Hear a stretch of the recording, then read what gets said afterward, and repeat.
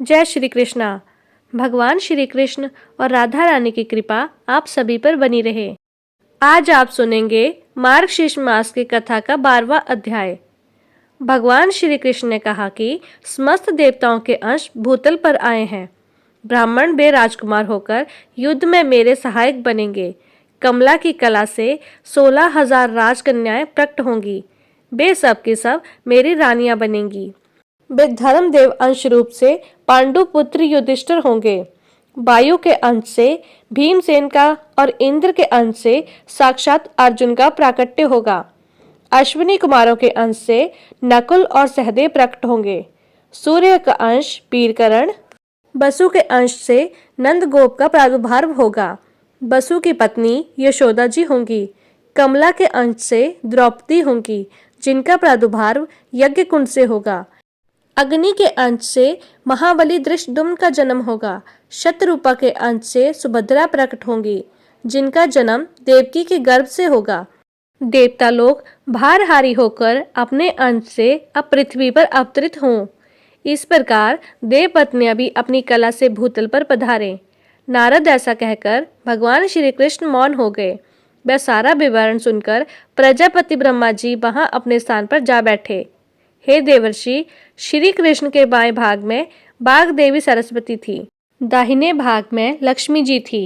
अन्य सभी देवता और पार्वती देवी सामने थे। गोप और गोपियां भी उनके सामने ही बैठी थीं। श्री राधा श्याम सुंदर के वक्ष स्थल में विराजमान थी।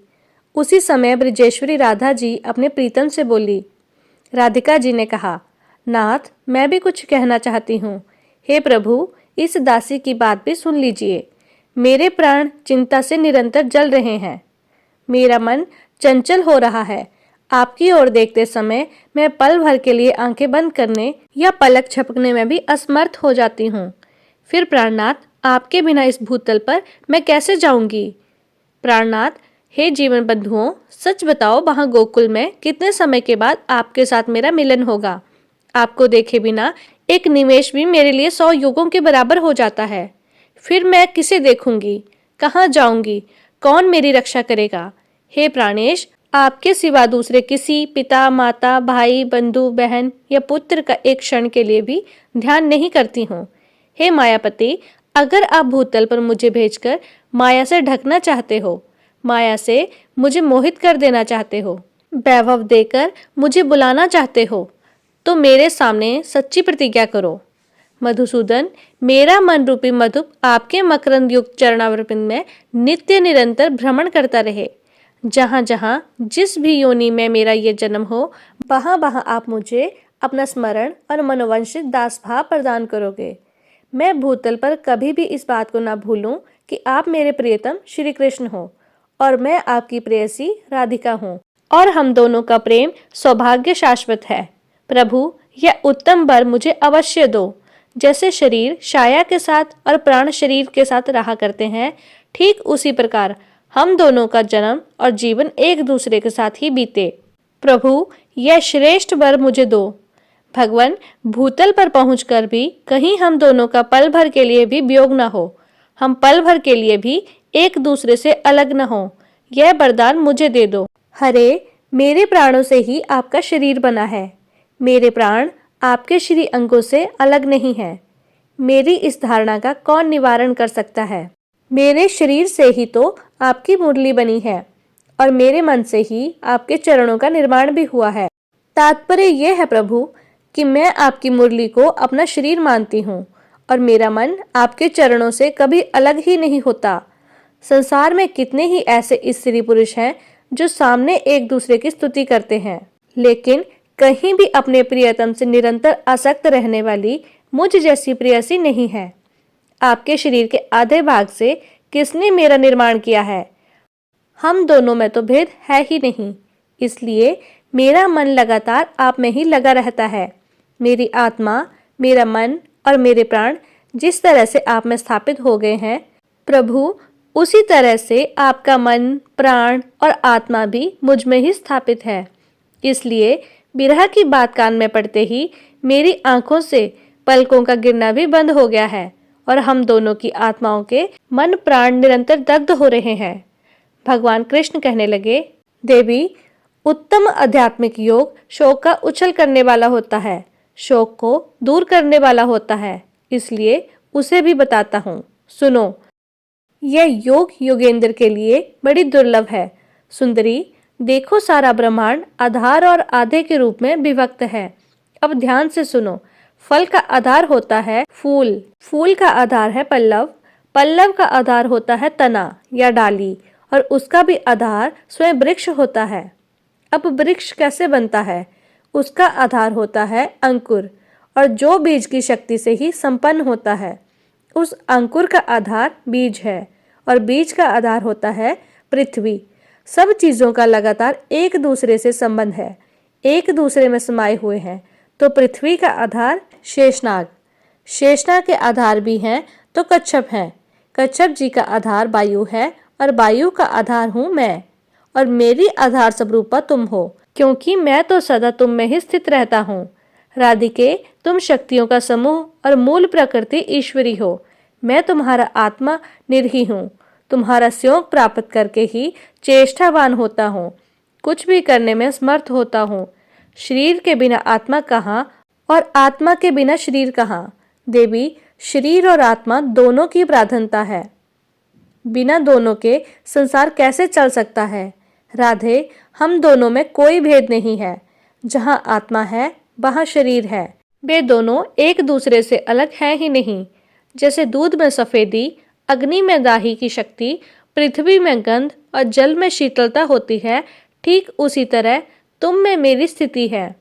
यहाँ पर भगवान श्री कृष्ण राधिका जी को अलग होने से पहले समझा रहे हैं कि हम दोनों एक दूसरे से अलग नहीं हैं। वह कहते हैं कि मेरे बिना राधिका तुम निर्जीव हो, तुम्हारे बिना मैं अदृश्य हूँ। हे सुंदरी, तुम्हारे बिना मैं संसार की सृष्टि नहीं कर सकता, यह निश्चित बात है। ठीक उसी तरह जैसे कुम्हार मिट्टी के बिना घड़ा नहीं बना सकता और सुनार सोने के बिना आभूषण नहीं बना सकता, स्वयं आत्मा जैसे नित्य है, उसी प्रकार साक्षात प्रकृति स्वरूपा तुम नित्य हो। तुम में संपूर्ण शक्तियों का समाहार संचित है, और तुम सबकी आधारभूता और सनातनी हो। लक्ष्मी जी, सरस्वती जी, पार्वती जी, ब्रह्मा जी, शिव जी, शेषनाग और धर्म, यह सब मेरे प्राणों के समान है, किंतु तुम मुझे प्राणों से भी अधिक बढ़कर प्यारी हो। राधिके, ये सब देवता और देवियां तो मेरे निकट हैं, परंतु अगर तुम मुझे इनसे अधिक प्रिय न होती तो मेरे बक्ष स्थल में कैसे विराजमान हो सकती थी? सुशील राधे, अब आंसू बहाना छोड़ो, साथ ही इस निष्फल भ्रम का परित्याग भी कर दो। शंका छोड़कर निर्भक भाव से वृषभानु के घर में पधारो। हे सुंदरी, 9 महीने तक कलावती के पेट में स्थित गर्भ को माया द्वारा वायु से भरकर रोके रहो। 10वां महीना आने पर तुम भूतल पर प्रकट हो जाना, अपने दिव्य रूप का परित्याग करके शिशु रूप धारण कर लेना। जब गर्भ में वायु के निकलने का समय हो, तब कलावती के समीप पृथ्वी पर नग्न शिशु के रूप में गिरकर निश्चय ही रोने लगना। साध्वी, तुम गोकुल में अयोनिजा रूप में प्रकट होगी, मैं भी अयोज रूप में ही अपने आप को प्रकट करूंगा, क्योंकि हम दोनों का गर्भ में निवास होना संभव ही नहीं है। मेरे भूमि पर स्थित होते ही पिताजी मुझे गोकुल में पहुंचा देंगे। वास्तव में कंस के भय का बहाना लेकर मैं तुम्हारे लिए ही गोकुल में जाऊंगा। हे कल्याणी, तुम वहां यशोदा जी के मंदिर में मुझे नंद नंदन को प्रतिदिन अनंत पूर्वक देखा करोगी और अपने हृदय से लगाओगी। राधिके, मेरे वरदान से तुम्हें समय समय पर मेरी स्मृति रहेगी, और मैं तुम्हारे साथ वृंदावन में नित्य स्वच्छंद विहार भी करूंगा। सुशीला आदि जो तुम्हारी 33 सखियां हैं, उनके साथ और अनेक बहुसंख्यक गोपियों के साथ तुम गोकुल को पधारो। असंख्य गोपियों को अपने अमृतोपम और परमिति वाणी द्वारा समझा बुझाकर आश्वासन देकर गोलोक में साथ रहकर तुम्हें गोकुल में जाना है। राधिके, मैं भी इन असंख्य गोपों को यहीं स्थापित करके पीछे से वसुदेव जी के निवास स्थान मथुरापुरी में पदार्पण करूंगा। मेरे प्रिय से विप्रिय गोप सखा बहुत सी संख्या में मेरे साथ क्रीड़ा करने के लिए ब्रज में चलेंगे और वहां गोपों के घर में जन्म लें। नारद जी, ऐसा कहकर भगवान श्री कृष्ण मौन हो गए। देवता देवियां, गोप और गोपियां वहीं ठहर गईं। ब्रह्मा, शिव, धर्म, शेषनाग, पार्वती, लक्ष्मी और सरस्वती जी ने बड़ी प्रसन्नता के साथ परात्पर श्री कृष्ण की स्तुति की। उस समय बिरहा से ज्वर कातर हुई पूर्ण मनोरथ राधा ने भी अपने प्राणों से भी अधिक प्रियतम श्री कृष्ण का भक्ति भाव से सत्वन किया। उस समय श्री राधा के नेत्रों में आंसू भरे हुए थे। वे अत्यंत दीन और भय से व्याकुल दिखाई देती थीं। उन्हें इस अवस्था में देखकर स्वयं श्री हरि ने सांत्वना देने के लिए ही सच्ची बात कही। श्री कृष्ण बोले, हे प्राणादि की महादेवी, अब सुस्थिर हो जाओ, भय का त्याग कर दो। जैसे तुम हो वैसा ही मैं हूँ। मेरे रहते भला तुम्हें किस बात की चिंता है। श्री सुदामा के शाप की सत्यता के लिए कुछ समय तक मेरे साथ तुम्हारा वियोग रहेगा। तुम मुझसे कुछ ही समय के लिए दूर रहोगी। फिर मैं मथुरा में आ जाऊंगा।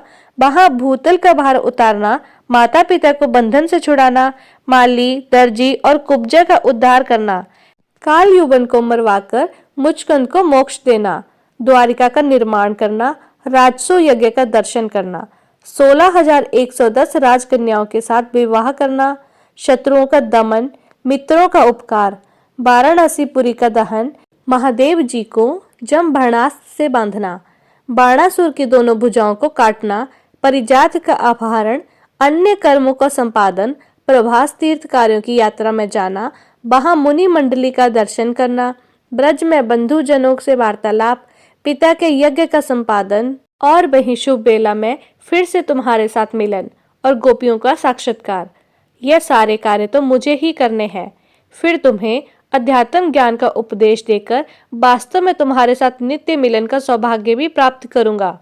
इसके बाद मेरे साथ दिन रात तुम्हारा संयोग बना रहेगा। कभी भी एक क्षण के लिए भी वियोग नहीं होगा। इतना ही नहीं, वहां से तुम्हारे साथ मेरा पुणे ब्रिज में आगमन होगा। हे प्राण बल्लभे, वियोग काल में भी स्वप्न में तुम्हारे साथ मेरा सदैव मिलन होता रहेगा। तुमसे बिछड़कर द्वारिका में जाने पर मेरे और मेरे नारायणेश के द्वारा उपयुक्त कार्य संपादित होते रहेंगे। फिर वृंदावन में तुम्हारे साथ मेरा निवास होगा। फिर माता पिता और गोपियों के शोक का पूर्णतः निवारण होगा। भूतल का भार उतारकर तुम्हारे और गोपियों के साथ मेरा पुण्य गोलोक में आगमन हो जाएगा। राधे, मेरे अंशभूत जो नित्य परमात्मा नारायण है, वे लक्ष्मी सरस्वती के साथ बैकुंठ लोक को पधारेंगे। धर्म और मेरे अंशों का निवास स्थान श्वेत द्वीप में ही होगा। देवताओं और देवियों के अंश भी अक्षय धाम को पधारेंगे। फिर इसी गोलोक में तुम्हारे साथ मेरा निवास होगा। हे कांते, इस प्रकार समस्त भावी शुभाशुभ का वर्णन तो मैंने कर दिया। मेरे द्वारा जो निश्चय हो चुका है उसका कौन निवारण कर सकता है। फिर भगवान श्री कृष्ण ने देवताओं और देवियों से कुछ बातें कही।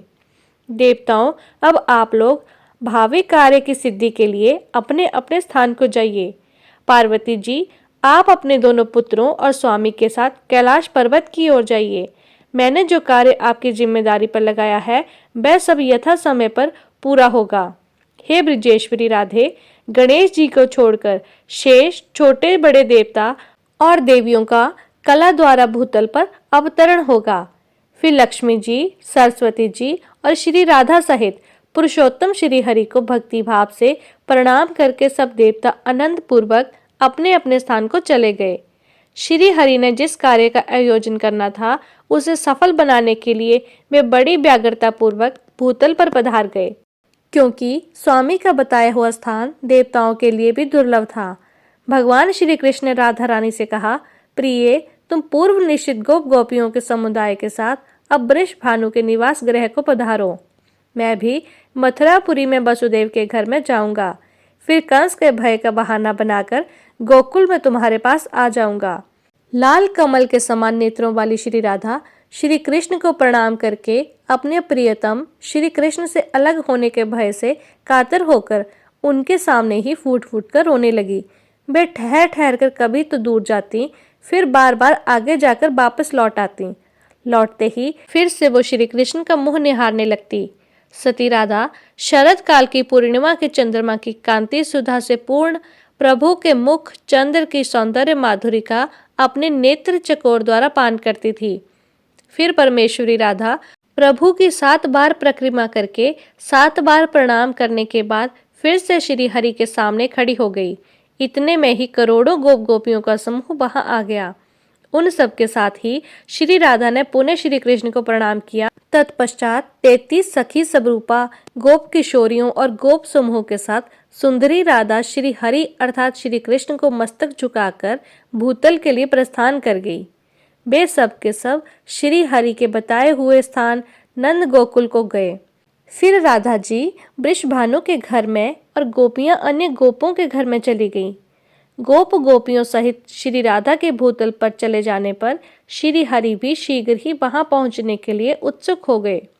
गोलोक के गोपों और गोपियों से बात करके उन्हें अपने अपने कामों में लगाकर मन की गति में चलने वाले जगदीश्वर श्री हरि अब मथुरा में जा पहुंचे। पहले देवकी और वसुदेव के जो पुत्र हुए उन्हें तो कंस ने तत्काल ही मार डाला। इस तरह उनके 6 पुत्रों को उसने काल के गाल में डाल दिया। देवकी का 7वां गर्भ शेषनाग का अंश था, जिसे योग माया ने खींचकर गोकुल में निवास करने वाली रोहिणी जी के गर्भ में स्थापित कर दिया। फिर वह श्री हरि की आज्ञा से चली गई। इससे आगे की कथा का वृतांत अब अगले अध्याय में सुनेंगे। जय श्री कृष्णा।